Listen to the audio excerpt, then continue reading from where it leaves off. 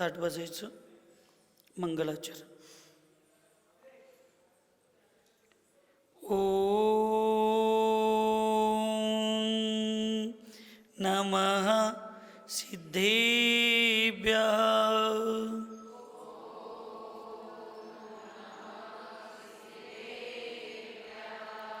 ओम नमः सिद्धेभ्यः.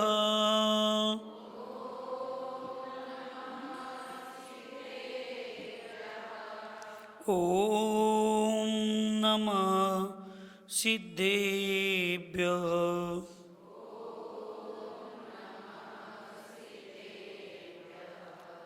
मंगलम भगवान वीरो मंगलम गौतमो गणीः मंगलम कुंद कुंदाद्यो जैन धर्मोस्तु मंगलम. सर्वमंगलमांगल्यं सर्वकल्याणकारकं प्रदानं सर्वधर्माणां जैनं जयतु शासनं. वन्दे विद्यासागरं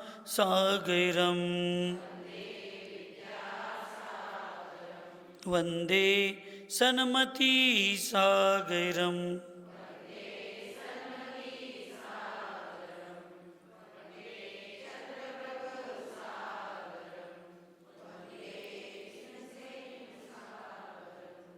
दोन्ही हात घडी घालून जय कर द्यायचं. पंच परमेष्ठी भगवान की, अहिंसामय विश्व धर्म की, सिद्धांत शास्त्र की, चारित्र चक्रवर्ती 20वीं सदी के प्रथमाचार्य शांति सागर जी महाराज की, संत शिरोमणि आचार्य गुरुवर विद्यासागर जी महाराज की, परम पूज्य आचार्य रत्न बाहुबली जी महामुनिराज की, शांत मूर्ति वात्सल रत्नाकर आचार्य गुरुवर सन्मति सागर जी महाराज की, परम पूज्य आचार्य जिनसेन जी महामुनिराज की, 3,9 करोड़ महामुनिराजों की.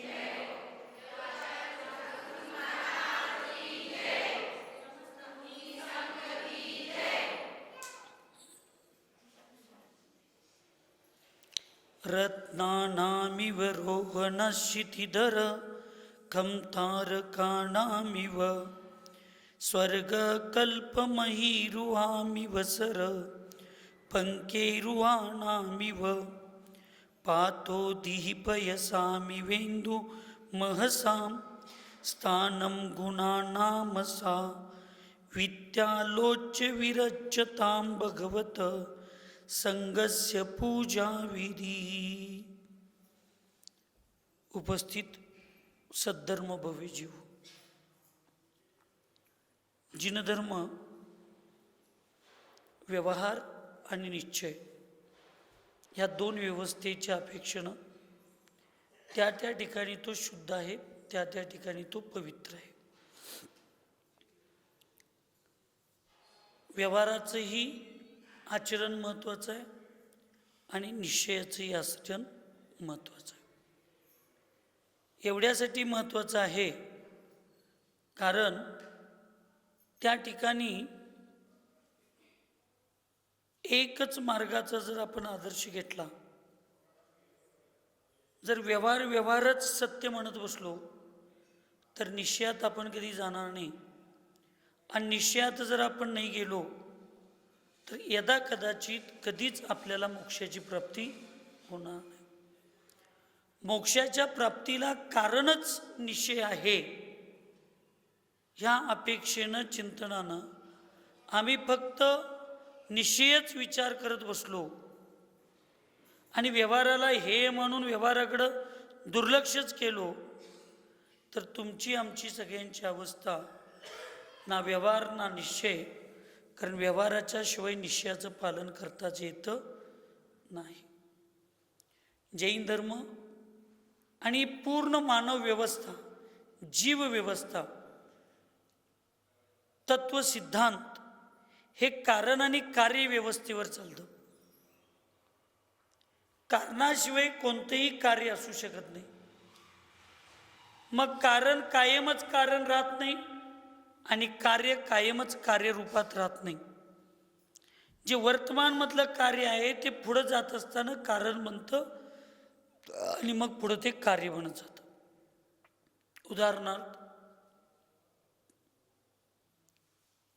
7व्या गुणस्थानात जाण्यासाठी 6व्या गुणस्थानातले परिणाम कारण आहेत आणि 7वं गुणस्थानात जाणं हे कार्य आहे.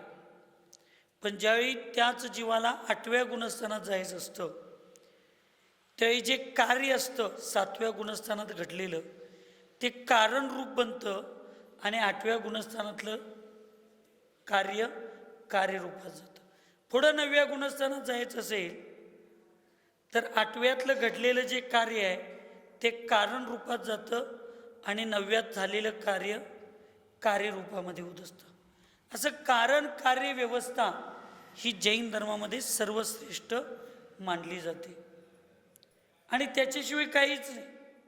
मग हीच कारण कार्य व्यवस्था ज्यावेळी आपल्याला लक्षात येते त्यावेळी आपण प्रत्येकजण प्रत्येक ठिकाणी स्थिर राहतो, प्रत्येक ठिकाणी व्यवस्थित राहतो. जसं आज एखाद्या सुखाची प्राप्ती तुम्हाला झाली, सुखाचं कार्य घडलं. काय घडलं? सुखाचं कार्य. ह्याचं खरं कारण काय आहे? याचं खरं कारण आहे तुमच्या पुण्यकर्माचा उदय. पुण्यकर्माचं कार्य झालं, त्याचं कारण काय आहे? तर पुण्यकर्माचा बंध. कारण बंधाशिवाय पुण्यकर्माचा उदय होत नाही. पुण्यकर्माच्या बंधाला कारण काय? तर ते तुमचे परिणाम, चांगले परिणाम, धार्मिक परिणाम, शुभ परिणाम, जगा आणि जगू द्याचे परिणाम, अहिंसेचे परिणाम, दयेचे परिणाम, करुणेचे परिणाम, हे सगळे पुण्यकर्माला, भक्तीचे परिणाम, दानाचे परिणाम, सेवेचे परिणाम, वयोवृत्तीचे परिणाम, हे सगळं पुण्यबंधाला कारण आहे. मग आता परत गेलो, पुण्य शुभ परिणाम कारण, पुण्यबंध कार्य, पुण्यबंध कारण, पुण्यबंधाचा उदय कार्य, पुण्य कर्माचा उदय कारण आणि तुमच्या आमच्या सुखाच्या आनंदाचा अनुभव हे कार्य. ही अशी शृंखल असते. ह्याच्या सेम विरुद्ध घ्या, दुःख घ्या. आज तुम्हाला दुःख झालं, तुमचं नुकसान झालं, कोणतरी तुमचा अपमान केला, कोणतरी तुमचं वाईट केलं, तुमच्या जीवनात वाईट घडलं. त्या वाईटाला काय कारणीभूत आहे? कार्य वाईट घडलं, त्याचं कारण आहे पाप कर्माचा उदय. पाप कर्माच्या उदय हे कार्य होण्यासाठी निमित्त आहे. पाप कर्माच्या बंध कारण, पापबंधाचं कार्य झालं त्याला कारण आहे तुमचे माझे अशुभ परिणाम, ईर्ष्या, द्वेष, मत्सर, देव, शास्त्र, गुरु, वडीलधारी लोकांचा अविनय, पाप, हिंसा, मत्सर, अधर्म, ही सगळी पापकर्माच्या बंधाची कारण आहेत. कारणाशिवाय कोणतेही कार्य घडत नाही, हा नियम लक्षात ठेवा. आज तुम्ही कितीही चांगले असा आणि तुमच्या जीवनात वाईट घडलं तर पूर्वी कधी ना कधी तर तुमच्या माझ्याकडून काही ना काहीतरी चूक घडले म्हणूनच ते उदयाला आलंय. मग चांगलं करणारा पण आता शेवटी कोण आहे? मीच आहे. वाईट व्हायला लागलं याचं खरं कारण कोण आहे? मीच आहे. पण आपण दोष कोणाला देत बसलोय? निमित्ताला दोष देत बसलो. म्हणून चांगल्या गोष्टीला पण निमित्त जगच आहे, बाह्य निमित्त, अंतरंग निमित्त मीच आहे. आणि वाईट गोष्टीला अंतरंग निमित्त मीच आहे आणि बहिरंग निमित्त बाहेरची व्यवस्था आहे. ही व्यवस्था करत असताना संघ सामुदायिक व्यवहारामध्ये निश्चयामध्ये एकटाच जीव आहे, तो स्वतंत्र आहे आणि व्यवहारामध्ये कुणाचा तर आधार घेतल्याशिवाय, सहयोग घेतल्याशिवाय, आदर्श घेतल्याशिवाय, शिकलेल्यांच्या भाषेत आयडल कोण ना कोणतरी असल्याशिवाय आपलं कोणतेही कार्य घडत नाही. मग कुणाचं आयडल हिरोईन असतात, कुणाचे आयडल हिरो असतात, कुणाचे आयडल खेळाडू असतात, कुणाचे आयडल राजकीय नेते असतात, कुणाचे आयडल स्वामी सामाजिक कार्य करणारे म्हणजे चांगले महापुरुष असू शकतात, कुणाचे आयडल भगवंत महापुरुष भगवान असू शकतात, कुणाचे आयडल साधू संत असू शकतात. फक्त एवढा नियम लक्षात ठेवायचा, तुम्ही ज्या आरशापुढं राहिलाय तो आरसा स्वच्छ पाहिजे आणि तुम्हाला ती स्वीकारण्याची ताकद पाहिजे. तुम्ही जर तुमच्या पुढं आयडल हिरो हिरोईनी असतील, तुमचे परिणाम तसंच होणार आणि मग केस उभी आणि आडवी तिडवी कशी पण चालू होणार. मग तुमच्या अंगावरचे ड्रेस महिलांच्या नक्कीच चुकीचे येणार. तुमचे आयडल सामाजिक कार्यकर्ते असतील तर तुम्ही लोकांची गोरगरिबांची सेवा करणं, दया करुणा करणं हेच तुमच्या लक्षात येणं. तुमचे आयडल जर भगवंत असतील तर मला भगवंत व्हायची स्वप्न पडणार. तुमचे आयडल गुरुसंत साधुसंत असतील तर मला त्यांच्यासारखं वागायचे परिणाम होणार. तुम्हाला आदर्श कुणाचा ठेवायचा आहे तुम्ही ठरवायचं आहे. आम्हाला ठरवून काय उपयोग नाही. मला आदर्श माझा ठरवायचा आहे, तुमचा आदर्श तुम्हाला. आणि मग तुम्हाला माझं मी ब्रीद वाक्य सांगितलं, जशी संगती तशी मती, आणि जशी मती तशी भविष्यातली गती.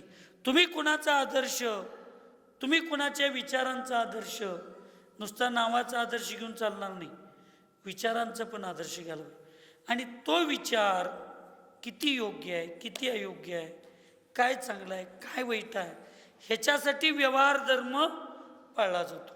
आणि त्या व्यवहार धर्मामध्ये मग खरे देव, खरे शास्त्र, खरे गुरु, जिन धर्म, जिनागम, जिन चैत्य, चैत्यालय, पंचपरमेष्ठी, नवदेवता, असे वेगवेगळे सगळे आदर्श तुमच्या आमच्या पुढं असतात. त्याच्यामध्ये एक आदर्शाची व्यवस्था सांगितली जी अनादी कालापासून जैन धर्म चालत आलाय, तो म्हणजे चतुर्विध संघ. त्या चतुर्विध संघामध्ये मुनी, हरिका, श्रावक, श्राविका चार. मग त्याच्यामध्ये मुनी कुणाला म्हणायचं, हरिका कुणाला म्हणायचं, श्रावक कुणाला म्हणायचं, श्राविका कुणाला म्हणायचं, हे सांगण्या एवढं मालगावमधली लोक भोळी नाहीत, अडाणी नाहीत, अज्ञानी नाहीत. हे तुम्हाला सगळं माहिती आहे.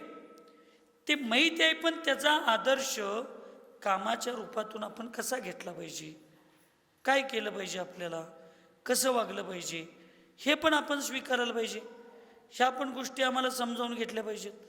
आणि त्याच जर समजल्या नसतील तर मग आम्ही पण एकांतवादी आतंकवाद्यासारखं आमचंही जीवन होईल. लक्षात ठेवा, मी स्पष्ट बोलायला लागलो. गुरु प्रेम असावं पण गुरु वेडे असू नये. धर्म प्रेम असावं पण धर्माचे वेडे असू नयेत. देश प्रेम असावं पण देश वेडे असू नयेत. कारण वेडा हा शब्दच असा आहे, त्याला कळतच नाही मी काय करायला लागलोय. आणि प्रेम एक असा शब्द आहे ज्याच्यामध्ये आत्मीयता जुळलेली असते. तुम्ही गुरुप्रेमी असाल, मग तुम्ही चंद्रपूर सागर महाराजांचे प्रेमी असाल, तुम्ही जिनसेन महाराजांचे प्रेमी असाल, तुम्ही विद्यासागर महाराजांचे प्रेमी असाल, तुम्ही शीतलसागर महाराजांचे प्रेमी असाल, तुम्ही तुमच्या गुरूंच्या प्रेमामध्ये कुठेच कमी पडणार नाही. पण दुसऱ्या गुरूंचा अभिनय सुद्धा करणार नाही. हे प्रेम शिकवतं. गुरुप्रेम काय शिकवतं? दुसऱ्यांचा अभिनय तुम्ही करणार नाही. देशप्रेम काय शिकवतं? माझ्या धर्मावर माझा उत्कृष्ट प्रेम आहे, मला काही विकल्प नाही, पण मी दुसऱ्या देशाचा मी अपमान पण करणार नाही. उघड डोळं झाकून जरा गदर पिक्चरमध्ये जावा, आपल्या बायकोला आणण्यासाठी अक्षय नमः सनी देओल मगाच जर नाही एकदा पण माझ्याकडे बघितला नाही. अक्षयचं नाव घेतल्यावरच कसं बदललं बघितला. हां, तो आपल्या बायकोला आणण्यासाठी पाकिस्तानमध्ये गेला. पाकिस्तानच्या त्या काय पार्लमेंट किंवा काय जे असतं विधानसभा किंवा ते तिथं त्याला पकडतात. त्याला त्यांनी सांगतात पाकिस्तान जिंदाबाद म्हण. तो आनंदानं म्हणतो पाकिस्तान जिंदाबाद. मग त्याला म्हणतात हिंदुस्तान मुर्दाबाद म्हण. त्यावेळी त्यानं काय तिथं केलं ते तुम्हाला सगळ्यांना सांगायची गरज नाही. जर मला पाकिस्तान जिंदाबाद म्हणायला विकल्प नाही तर पाकिस्तानवाल्यांनो तुम्हाला हिंदुस्तान जिंदाबाद म्हणायला काय अडचण आहे. माझं माझ्या देशावर प्रेम आहे, पण मी दुसऱ्या देशाचा अपमान करणार नाही. तुमचं देशावर प्रेम नाही, तुम्ही देश वेडे आहात. त्यामुळे तुम्हाला वाटतंय आम्हीच तेवढं चांगलं आहे आणि बाकी जग सगळं वाईट आहे. ज्यावेळी वेड लागतं त्यावेळेला कुणाचाच विचार केला जात नाही. आणि ज्यावेळी प्रेम असतं त्यावेळी आपल्याबरोबर जगाचा सगळ्याचा विचार केला जातो. मला वाटतंय मालगाववाले धर्मप्रेमी असावेत, धर्मवेडे नसावेत, गुरुप्रेमी असावेत, गुरुवेडे नसावेत, देशप्रेमी असावेत, देशवेडे नसावेत. म्हणजे आमचे गुरु आमच्यासाठी चांगलेच आहेत, पण दुसरे गुरुसुद्धा आमच्यासाठी योग्य आहेत, चांगले आहेत. म्हणून आम्ही प्रत्येकांची सेवा करणं, धर्म करणं, त्यांची शुश्रूषा करणं, त्यांची व्यवस्था करणं, त्यांचा चौका लावणं, त्यांचा विहार करवणं, ह्या सगळ्या गोष्टी ज्या आहेत ह्या आमच्या मूळ धर्माच्या तत्वातले. म्हणून संघ, मुनी, आरिका, श्रावक, श्राविका, धर्मप्रेमी लोक कशी असतात ती प्रत्येकाला समान दृष्टिकोनातून बघत असतात. धर्मवेडी कशी असतात आमच्या एवढं आणि आमच्या गुरु एवढी शानी कोण नाहीतच अशी करत असतात. काल कुपवाडात होतो मी, प्रवचन करत होतो.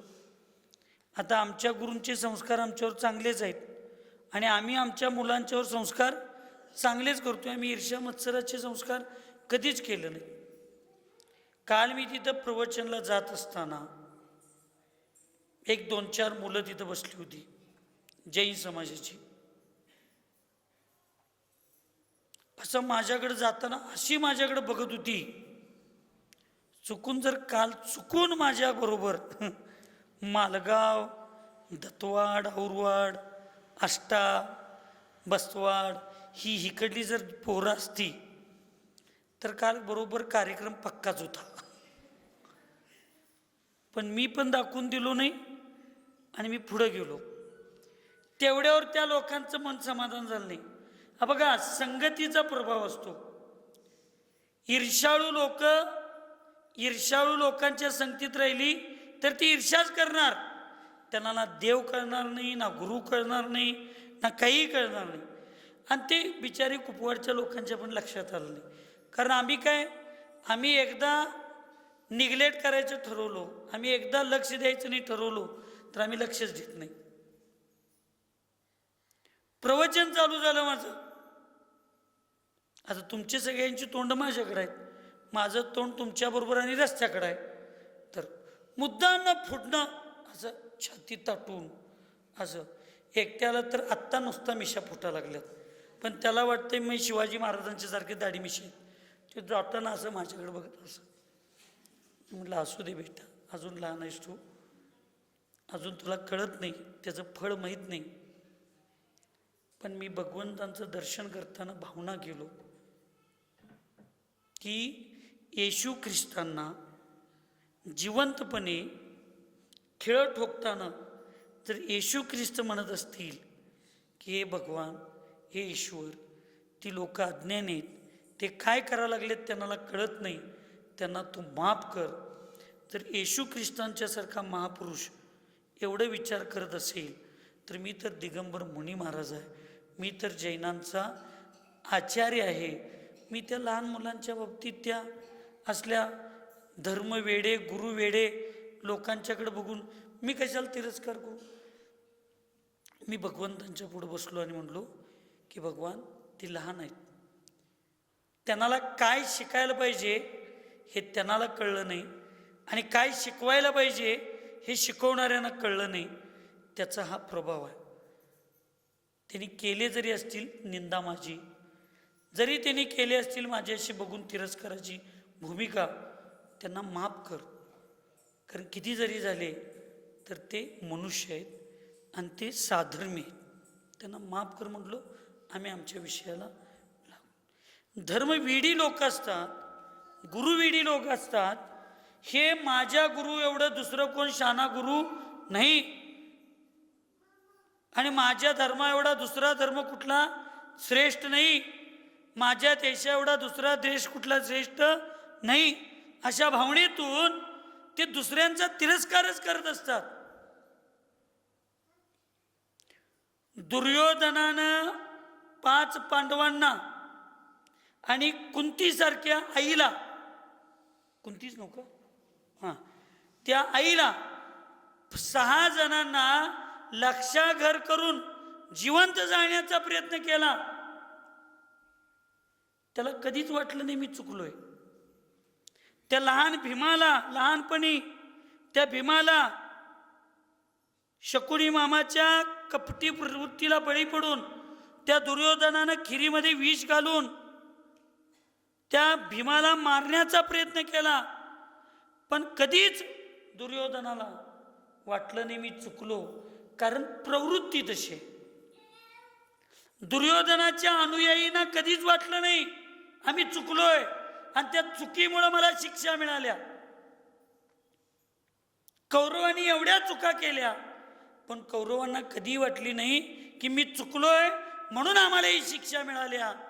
ती एवढी खोटी महत्वाकांक्षा होती की आम्ही बरोबर आहे आणि त्यामुळे त्याचे अनुयायी पण तसेच असतात.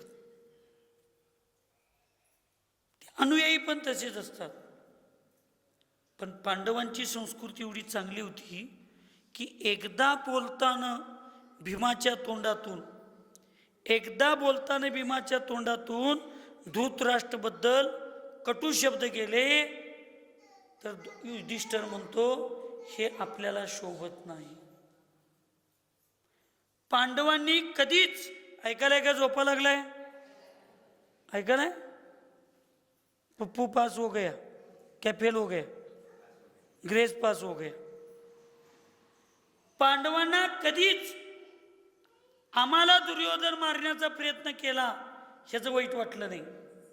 पण पांडवांच्या मनात त्यावेळेलाच क्रोध उत्पन्न झाला की त्यांनी त्याच्या आईला मारण्याचा प्रयत्न केला. ऐकायला का झोपालाय. पांडवांना मारण्याचा प्रयत्न केला दुर्योधनानं, म्हणून त्याला कधीही पाप लागलं नाही, जास्त पाप लागलं नाही. पण त्याचा पापाचा घडा त्यावेळे भरला की त्यानं विधवा कुंतीसारख्या आईला मारण्याचा प्रयत्न केला. म्हणून गुरूंच्या अस्तित्वाला धक्का लावणारे, धर्माच्या अस्तित्वाला धक्का लावणारे, देवाच्या अस्तित्वाला धक्का लावणारे, शास्त्राच्या अस्तित्वाला धक्का लावणारे, आचारसंहितेच्या अस्तित्वाला धक्का लावणारे आणि एका विधवा महिलेच्या अस्तित्वाला धक्का लावणारे, अनाथ मुलांच्या अस्तित्वाला धक्का लावण्याचा प्रयत्न, ह्याच्या एवढं मोठं पाप कुठलंच पाप नाही. ह्या जगात जर सगळ्यात मोठं पाप कुठलं असेल तर विश्वासघाताचं पाप आहे. आणि दुर्योधनाला प्रत्येक वेळेला पांडवांनी त्यांच्यावर विश्वास ठेवला आणि दुर्योधनानं कौरवांनी त्यांचा विश्वासघात केला. त्या विश्वासघाताचं पाप त्यांना एवढं लागलं की त्यांना वाचवायला देव आले तरी ते वाचू शकले नाहीत. कर्णासारखा महापराक्रमी व्यक्ती त्यांच्याबरोबर होता, भीष्मासारखा व्यक्ती होता, द्रोणाचार्यासारखा व्यक्ती होता, तरीसुद्धा त्यांचं रक्षण कर्म करू शकलं नाही, कारण विश्वासघाता एवढं मोठं पाप नसते. त्यामुळे संगतीचा प्रभाव फार महत्वाचा असतो. संगत फार महत्वाची असते. म्हणून धर्मवेडी लोक असतात, त्यांच्याकडे विवेकच कधी नसतो. ते कधीच दुसऱ्यांना श्रेष्ठ मानत नाहीत, ते कधीच दुसऱ्यांचा आदर करत नाहीत. आमच्या एवढं शानं कोण नाही ह्या आविर्भावात असतात. आणि धर्मप्रेमी लोक जी असतात, माझा धर्म जसा मला प्रिय आहे तसं प्रत्येकाचा धर्म प्रत्येकाला प्रिय आहे, माझे भगवंत मला जसे प्रिय आहेत तसं प्रत्येकाला प्रत्येकाचे भगवंत प्रिय आहेत. म्हणून आपल्या भगवंतांची महिमा ते गात असतात, पण इतरांच्या भगवंतांचं, इतरांच्या धर्माचं, इतरांच्या देशाचं, इतरांच्या गुरूंचं कधी निगेटिव्ह विचार करत नाहीत. ते आम्हाला धर्मप्रेमी व्हायला पाहिजे, आम्हाला गुरूंची प्रेमी व्हायला पाहिजे, आम्हाला वेड होऊन चालणार नाही. म्हणून देव, शास्त्र, मुनी, आरिका, श्रावक, श्राविका हा चतुर्विध संघ आहे. म्हणून इथं आज सांगतात, वह संघ रत्नोती उत्पत्ती का पर्वत है. जी चतुर्विध संघ असतो, मुनी, आरिका आणि साधर्मी, सम्यक दृष्टी, श्रावक, श्राविका यांचा एकमेकांचा आदर करणं, प्रेम करणं, गुरूंच्या अपेक्षेनं सेवा करणं, आरिकांच्या अपेक्षेनं सेवा करणं आणि समानार्थी लोकांच्या बरोबर आपुलकीनं जगणं, हे सगळं जे असतो ती रत्नाची उत्पत्ती देणारं पर्वत. म्हणजे पर्वतात किंवा जमिनीमध्ये किंवा समुद्रामध्ये जसं रत्न मिळत असतात तसं ते उत्पत्तीचं स्थान असतं. तारों के ठहरने के लिए आकाश के समान. तारे कुठं राहतात? आकाशात. तर तारांना राहण्यासाठी जसं आकाश निमित्त आहे, तसं हा चतुर्विध संघाची सेवा, पूजा, अर्चा, सत्कार हे आपल्या मनाला स्थिर ठेवण्यासाठी हृदयरूपी आकाशामध्ये विचार चिंतनरूपी तारांना सुरक्षित ठेवण्यासाठी हे निमित्त असतात. परत कल्पवृक्षों के स्थान स्वर्ग के समान. कल्पवृक्षांच्या सारखं असतं. इच्छित फळाची प्राप्ती या चतुर्विध संघाची सेवा, भक्ती, प्रेम, आनंद दिल्यानंतर होतो. आणि कमलों के लिए तालाब के समान. कमळांची शोभा कुठं असते? तळ्यामध्ये असते. किंवा त्याला स्थिर राहण्यासाठी, त्याला उगवण्यासाठी, त्याला खिलण्यासाठी, फुलण्यासाठी निमित्त असतो तळं. तसं आपली श्रद्धा, आपली भक्ती, आपले विचार, आपला उत्साह, आपली सेवा द्विगुणित होण्यासाठी निमित्त ही देवशास्त्र किंवा चतुर्विध संघाची भक्ती असते. पाणी के लिए समुद्र के समान. पाण्याला समुद्र जेवढा महत्त्वाचा असतो तसं समुद्रासारखं ज्ञान, आपलं अफार ज्ञान व्हायचं असेल, समुद्रासारखी गंभीरता आपल्यामध्ये जर यायची असेल तर चतुर्विध संघाची सेवा, पूजा, अर्चा, दया, एकमेकाबद्दल प्रेम, आपुलकी असली पाहिजे. चंद्रमा के समान निर्मल गुणों का स्थान. चंद्रासारखं निर्मळ. तुम्ही लोक म्हणता ह्या विज्ञानाचं ऐकून की चंद्रावर डाग आहेत, तुम्ही त्याचं रूप बघता म्हणून तुम्हाला ते डाग दिसतात. पण चंद्राच्या विमानाचं, चंद्र विमानाचं ज्यावेळी आपण स्वरूप बघतो त्यावेळी ते आतनं शीतल असतं आणि बाहेरूनही शीतल असतं. कारण त्यांचा उद्धोत नामकर्माचा उदय त्या पृथ्वीकायिक विमानाचा असतो. कुठल्या कर्माचा असतो? उद्धोत नामकर्म. आणि उद्धोत नामकर्म काय सांगतंय?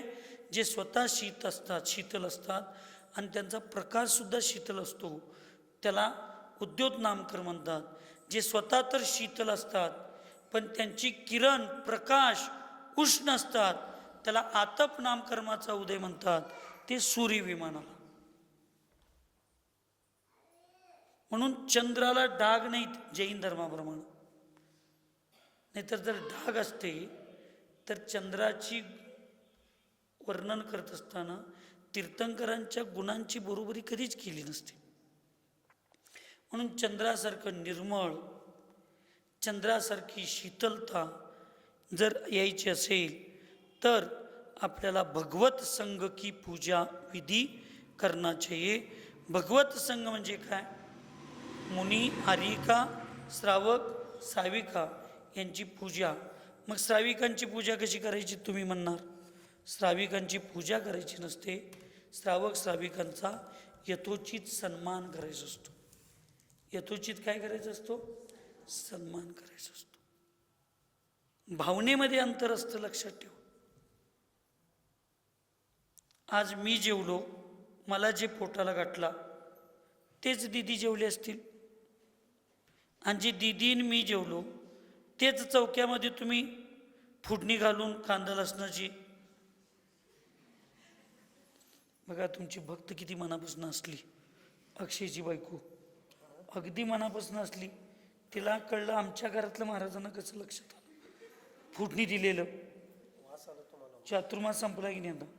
हां, तेच तुम्ही शुद्ध जेवला चिला, पण तुम्ही आम्हाला बोलवताना काय म्हटला सांगा? मन शुद्धी, वचन शुद्धी, काय शुद्धी, आहार पाणी शुद्ध आहे, आहारासाठी या. महाराज जेवायला चला म्हटला, कशासाठी? महाराजजी आहारासाठी पाणी घातलंय, जेवण तेच आहे. आम्हाला बोलवताना तुम्ही कशाला बोलवला? आहार. दीदींना बोलवताना भोजन करायला या. कशाला या? भोजन करायला. आणि घरातल्या नव हे अक्षय जेवायला ये, म्हणजे तू नव अक्षयची आई असं बोलवताना म्हटले असेल की अक्षू जेवायला ये. आता जेवण तेच आहे का वेगळं आहे? अन्न तेच आहे का वेगळं आहे? पदार्थ तेच आहेत का वेगळे आहेत? ऐकू ये ना, तेच आहेत. मग आम्हाला आहार, क्षणाला आहार, क्षणाला आहार, सगळ्यांना आहारासाठी बोलवला. दीदींना ब्रह्मचार्यांना बोलवताना भोजन, आणि सामान्य लोकांना बोलवताना जेवण. का बरं? ही त्या पदाची गरिमा असते. कशी असते? पदाची गरिमा असते. तसं मुनींच्या पती सेवा शुश्रूषा करताना भाव, त्यांची पूजा सत्कार करण्याची भावना वेगळी असते, पद्धत वेगळी आहे. आर्यिकांच्या बाबतीत पूजा भक्ती भाव सेवा भक्ती करत असताना तिथं व्यवस्था वेगळी आहे. आणि श्रावकांच्यासाठी ज्यावेळी आम्ही भक्ती म्हणतो, पूजाचा अर्थ केवळ अष्टद्रव्याची पूजा होत नाही. पूजेचा अर्थ अष्टद्रव्याची पूजा होते, पूजेचा अर्थ भक्ती होते, पूजेचा अर्थ सत्कार होतो, पूजेचा अर्थ सन्मान होतो. मग ज्या त्या व्यक्तीला ज्याच्या ज्याच्या कॅटेगरीप्रमाणे पदाप्रमाणे त्याच्या भूमिकेप्रमाणे त्याचा सन्मान करणे म्हणजे पूजा करणे, असा त्याचा अर्थ आहे.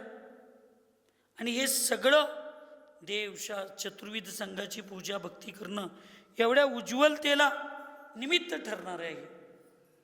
आलं का लक्षात? त्यामुळं मालगाववाल्यांनो, येथील त्या प्रत्येक साधूंची सेवा करा, प्रत्येक साधूंचा सन्मान करा, प्रत्येक साधूंची सेवा शुश्रूषा करा, चौका लावा.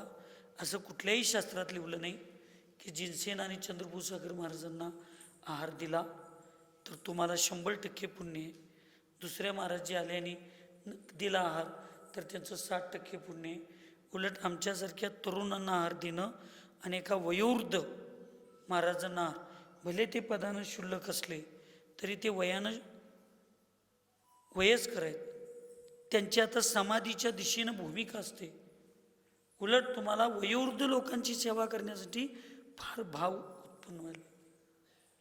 तर सगळ्यांनी अत्यंत भक्तिपूर्वक मन निर्मळ ठेवा, स्वच्छ ठेवा, धर्मप्रेमी व्हा, धर्मवेडी होऊ नका, भगवंतांचे प्रेमी व्हा, भगवंतांचे वेडे होऊ नका, गुरूंचे प्रेमी व्हा, गुरुवेडे होऊ नका, देशप्रेमी व्हा, देशवेडे होऊ नका. अन्यथा जिद्दी और हट्टी दोनों का प्रयोजन एक ही. जिद्दी और हट्टी दोनों का प्रयोजन एक ही, लेकिन जिद्दी अपना विवेक कभी खोता नहीं और हट्टी के पास विवेक कभी आता नहीं किंवा विवेक होता नहीं.